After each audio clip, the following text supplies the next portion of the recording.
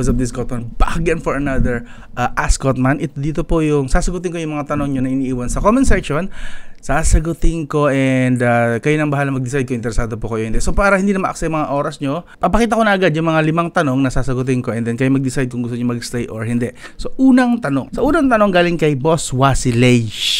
Sir, tanong ko lang, yung expandable fusion RAM, may sarili ba siyang extra 8GB RAM na naka-reserve tapos i-fusion lang or sa internal ba siya kukuha ng another 8GB RAM para ma-fusion at gawing 16GB RAM? Okay, so sasagutin po natin yan about sa virtual RAM. May second siyang tanong totoo bang isang downside ng Unisoc chipset is madali ba siyang ma-hack or prone sa hacking? Noon pa ba yun or may resolve na siya na si Unisoc about hacking? Sige, sagutin din natin yan. Yan yung una pong set ng tanong. Isang pares ng tanong pero technically po sa kanya. Pangalawa, galing kay user OF8 blah blah blah. Loads usapang virus sa phone. Question. Kapag nagkaka-virus ba ang phone or laptop ay nagkaka-virus din ba yung Google account mo or SIM card sa devices na yon? Safe ba? Take to, maganda tong actually na point na tanong. Safe ba i-login or gamitin sa bagong phone or laptop ang existing Google account galing sa isang phone or laptop na nagka-virus? Sasagutin po natin yan. Nahahawa ba ang Gmail or ang Google account? Sasagutin natin yan. Pangatlong tanong, Tech Topics by Cotman sa kay Gavison Gavison App. Pahinga po ako ng 10 malalakas, top 10 na malalakas na chipset. Yun lang pala. Sige, mamaya boss. Galing kay Dakilang Palamunin. Shoutout sa iyo boss. Salamat sa tanong at palamunin ka pa rin ba ngayon?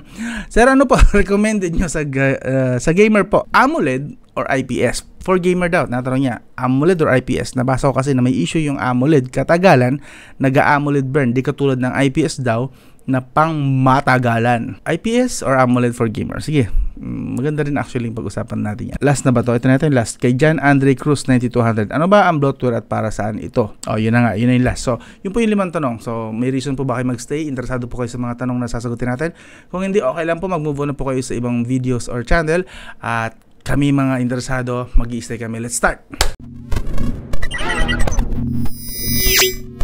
So, unang tanong, galing kay Boss Wasilay. Expandable fusion bag, may sarili ba siyang extra 8GB RAM na naka-reserve tapos i-fusion lang or internal ba siya nakukuha? So, ang sagot dyan yung pangalawang tanong mo actually. Kukuha lang siya sa internal storage mo. Okay? Wala po talaga, hindi po totoong RAM yung virtual RAM. Kahit iba-iba man tawag yan, expanded RAM, virtual RAM, extra RAM, fusion RAM, power RAM, kung ano mga tatawag, iba-iba Bawat brand, binibigyan nila ng arte yung tawag, pero basically those are just virtual RAM lang din na kinukuha sa storage. Hindi siya totoong RAM, kinukuha siya sa storage. Ang pinaka-purpose niya actually, magiging parking lot na mga, kunwari, kasi yung RAM mo, kapag mas maliit ang RAM mo, mas maliit din yung kakayahan niya mag-multitasking.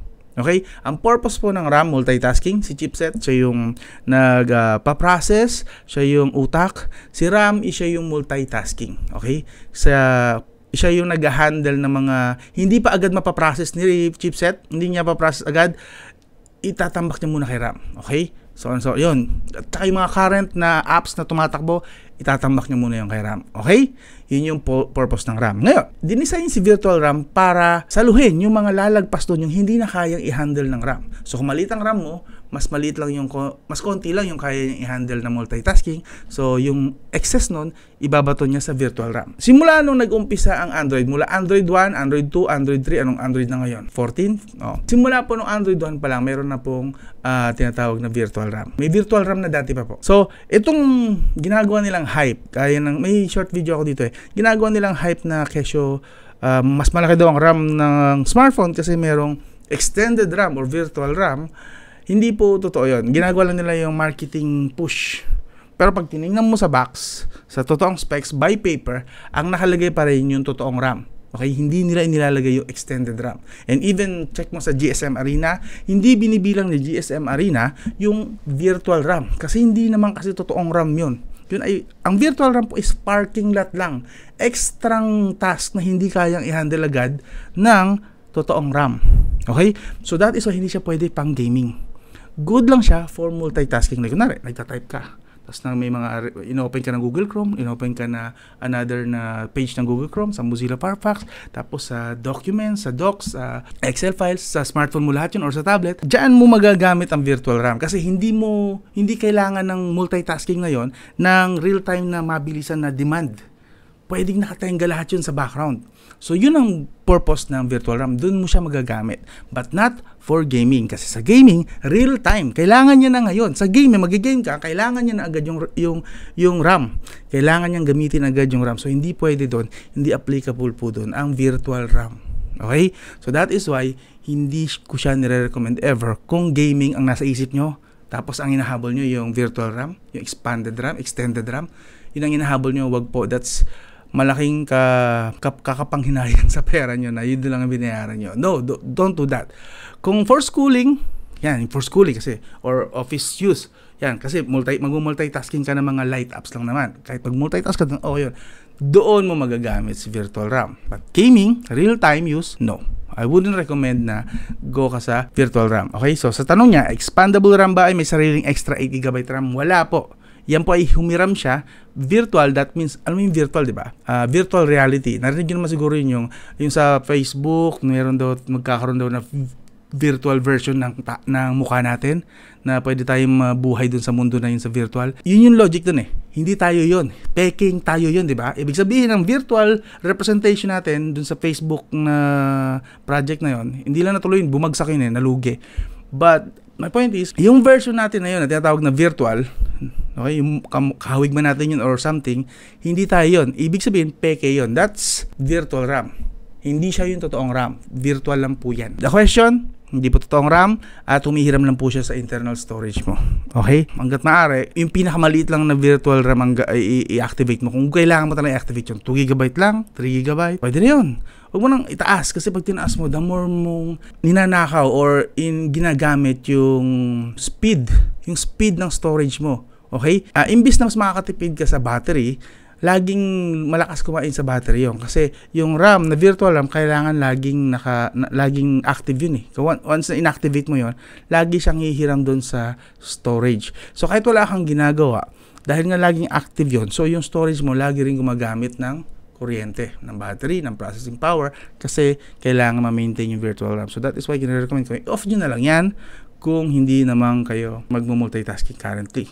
Sa second question niya na Unisoc, madali ba daw siyang ma-hack, prone sa hacking? Actually, may balita nga rito na, pero matagal na yun eh. Hindi ako confident actually sa sinasabi na hindi na maulit yun. Okay? Even MediaTek kasi at saka Qualcomm, di ba? Parang last year lang yata yung kay MediaTek nagkaroon na hack nga daw. May rootkit na nakapasok and even Qualcomm. So much more na hindi ako magtitiwala ng ganun-ganun kay Unisoc. Okay? Kung sila MediaTek at Qualcomm, check natin na para pakita ko lang sa inyo saglit. Ito. 2020 pala siya nangyari. Critical MediaTek rootkit affects millions of Android devices. So even MediaTek, parang mas malaking company si MediaTek kumpara kay Unisoc. Naano sila Google fixes MediaTek. Ang daming balita puro about sa MediaTek. And Qualcomm this year actually, doon naman sa kanila ang GPU. Says hackers exploit 30 days in its GPU. So this year, Qualcomm.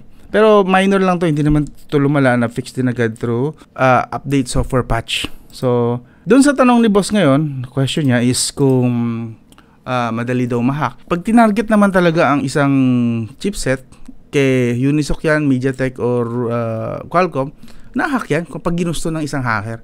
Why not? Maghahanap sila may exploit nila, maghahanap sila ng butas, ng workaround para maano. Pero about dun sa Unisoc, totoo naman yun na medyo mahina yung nila recently. Yung nabalitaan kong yun hindi ko na alam exactly kung kailan yun. Pero matagal na rin alam ko na masyadong vulnerable ang security ni Unisoc. But I'm sure mag-i-improve din naman sila. Okay? So it's not just Unisoc. Okay? Baka sabihin nyo Unisoc lang. Even nakita nyo naman ng sample, MediaTek and Qualcomm, balitang-balita rin. Mas malala pa ngayon kay MediaTek actually. Yun yung sagot kay Boss Wasilay. So hindi perfect si Unisoc. Possible na ma-hack pa rin yan, and even MediaTek and Qualcomm. Next topic. Galing kay Boss User OF8 blah blah blah. Usapang virus sa phone, laptop. Ito maganda to. Question, kapag nagkaka-virus ba ang phone or laptop, ay nagkaka-virus din ba yung Google account mo or SIM card sa devices na yun? Yun yung unang sagutin natin ha. So unang-una, nagkaka-virus ba ang Google account? Yun na yung pinaka-bottom line ng tanong. Nagkaka-virus ba ang Google account kapag ka na-login siya sa may virus or may malware na laptop or smartphone? Hindi po. Hindi pa nangyayari yun. Kasi kapag nakapasok ang virus or malware sa Google account, madadamay ang Google server. Buong Google yan.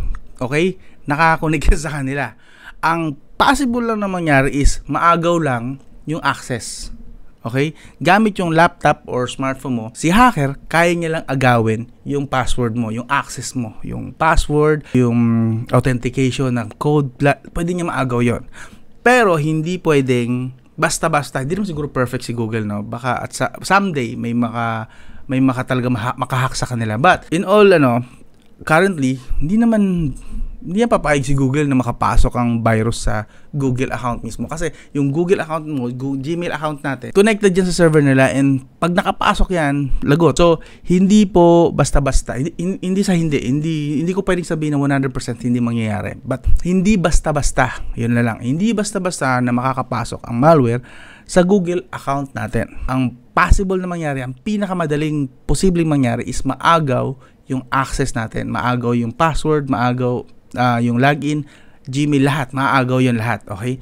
Yun ang posible lang mangyari. The second question, safe ba i-login or gamitin sa bagong phone or laptop ang existing Google account galing sa isang phone or laptop na nagka-virus? Safe naman, pero I would suggest na once na inilagin mo na siya sa yung alam mong safe na device na, ililipat mo siya ng laptop, ililipat mo siya ng smartphone, madaliin mo, mabilisan mo, palitan mo agad yung password. Kasi kung galing yung Google account na yan dun sa may malware na password, malamang sa malamang, kahit ilipat mo, kung nasa hacker na yung password, di maagaw pa rin yun kahit na lumipat ka na lumipat, okay? Useless.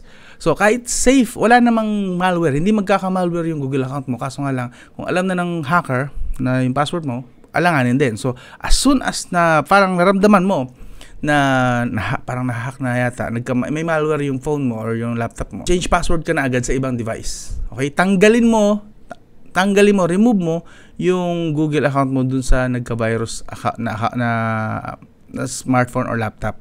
Tanggalin mo doon, ilipat mo sa mas safe na alam mong mas safe, then palitan mo agad lahat ng password.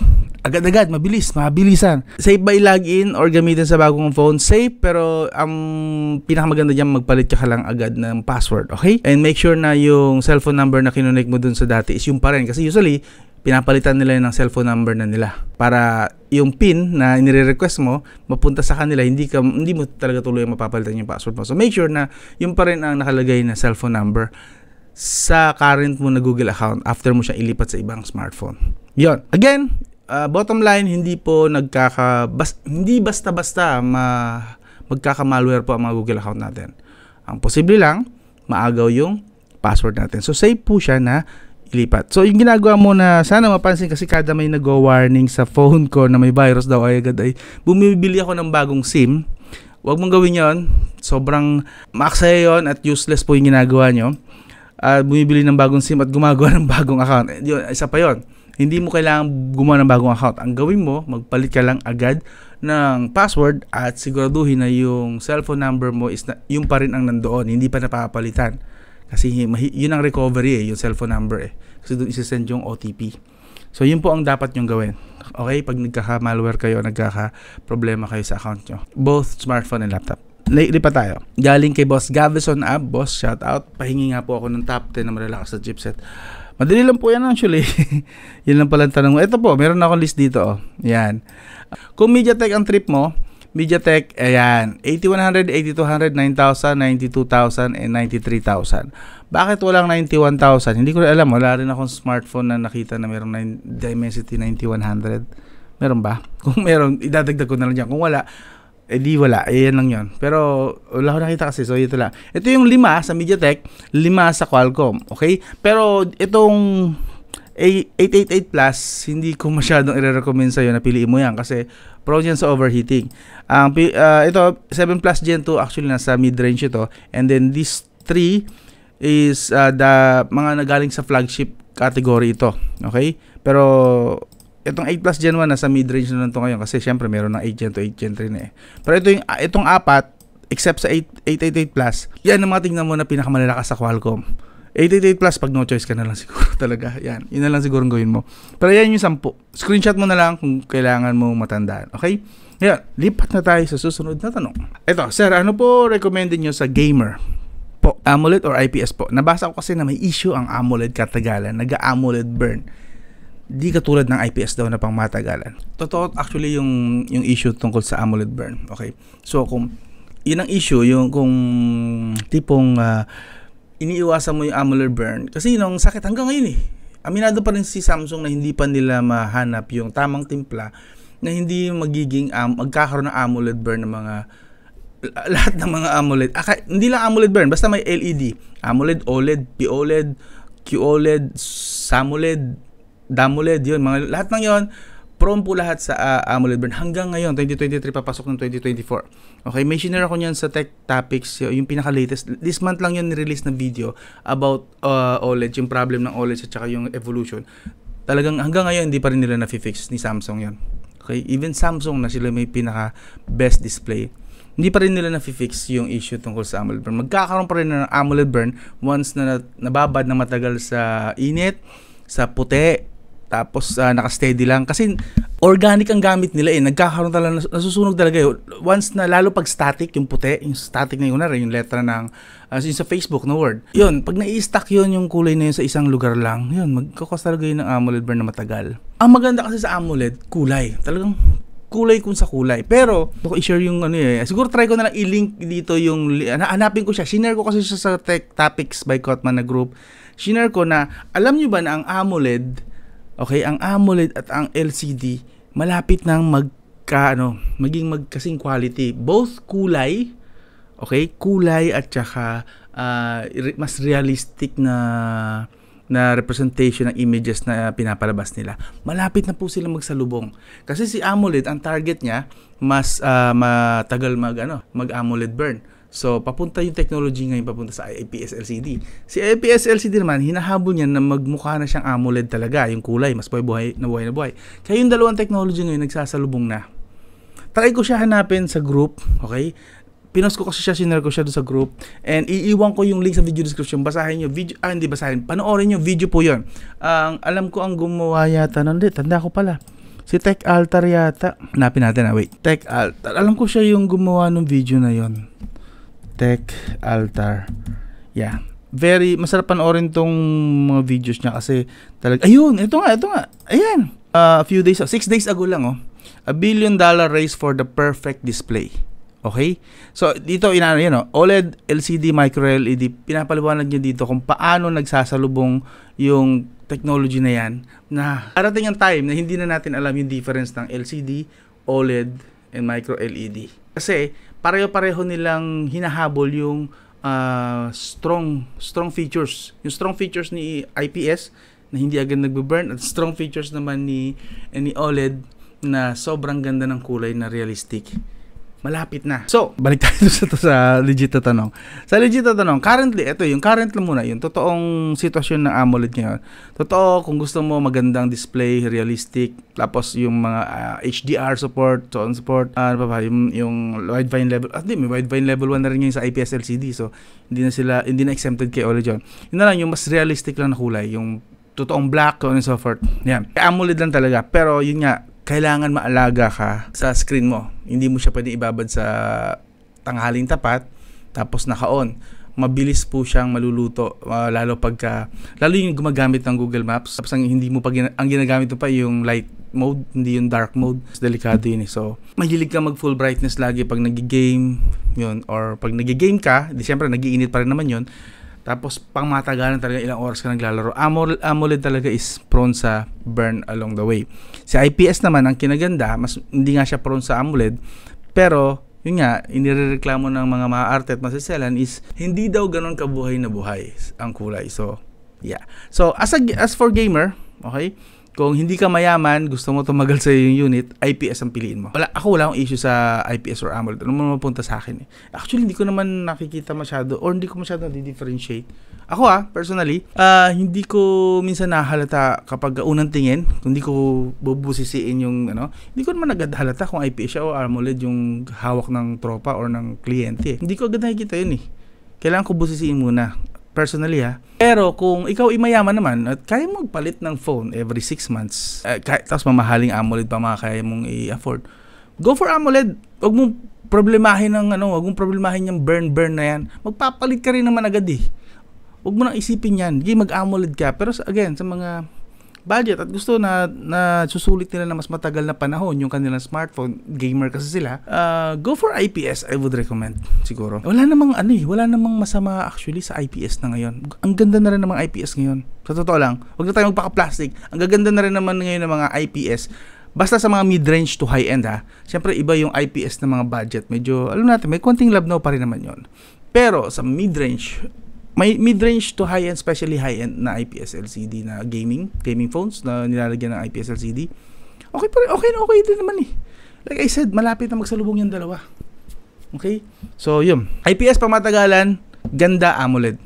Yun na lang. Next, kay Jan Andre Cruz, 9200. Ano ba ang bloatware at para saan ito? Okay. Basically, ang bloatware po is extra income. Yan. Extra income ng mga manufacturer. Napapansin nyo, mas mura ang smartphone na may mas hindi naman sobrang ganda na specs. Mas decent na specs pero mas mura na smartphone. Mura sila pero ang daming bloatware. Yun ang dahilan kaya mura sila. Okay, hindi lang bloatware, idagdag mo na rin yung ads. Kasamahin mo na yan. Pero bloatware, since bloatware lang tanong mo, bloatware tayo. So, yung mga apps na yan, yung mga nagpalagay ng apps dyan sa smartphone, yung kunwari budget smartphone. Yan, ito si Redmi 13C. I'm not sure kung mapapanood nyo ang video review nito, pero nire-review ko to ngayon eh. So, ito, Redmi 13C, ang daming bloatware. Natanggal ko na actually kasi sa, pinahiram na sa akin to. Medyo may mga natanggal na ako. And, may konting kabagalan to eh. So, yeah, mura to. 5K lang yata to. Ang laki ng screen. Ang ganda ng screen. Ang laki ng screen ha. Malaki yung screen. 6.70 something yata ito. 6.7 inches na screen. And, Helio G85. Tapos 90Hz screen refresh rate. 5K lang. So, kaya siya namumura is dahil nga sa bloatware. Okay? So, yes, mainis kayo at magalit sa bloatware. Pero hindi nyo aalis yung reason na kung bakit nyo nabili ng mura yan is dahil sa bloatware na yan. Okay? Huwag nyo masyadong minumura ang mga bloatware. Huwag nyo masyadong kinaiinisan ng bloatware. Kasi, again, hindi nyo ma-experience yung ganyang kamura ng mga units kung walang bloatware. Kasi nakakabawas po talaga sila sa total price. Kasi nga, nagbabayad yung mga yan, yung mga apps na nandyan, na hindi naman pang Xiaomi, nandyan, nagbayad po sila para mailagay dyan. Okay, that's bloatware yun po. Para saan ang bloatware? Extra income ng mga manufacturer para mas mapamura nilang maibenta ang mga smartphone. Extra income. Okay, parang sila na yung nagbayad, yung bloatware, yung mga may-ari ng bloatware, sila na yung nagbayad ng discount mo. Yun ang tamang word. Sila, ang mga bloatware, ang mga nagbabayad ng discount mo, kaya mas mura yung mga smartphone na yan. Yan! Meron pa ba? Wala na, yun lang. So, I hope kahit paano naging informative, kahit katiting lang, sana meron akong naibigay sa inyo na bagong kaalaman o bagong kapaliwanagan. I'm not really sure. Kung wala, okay lang din naman. At least nakapag-usap tayo and nakapagtyaga kayo rito. I'm sure boring din to, kagaya ng Boring Tech Podcast. But tingin nyo informative ito. Kahit katiting lang, okay lang sa akin. Kahit katiting lang, hindi siya totally informative talaga. Kahit katiting lang, malaking bagay na po sa akin yan. And I hope maging reason nito para makumbinsi ko kayo na mag-subscribe, like, and share. Hanggang doon lang. This is Scottman. Ito po yung Ask Scottman. Sana balik ulit kayo next time. Happy New Year! I'll talk to you again soon.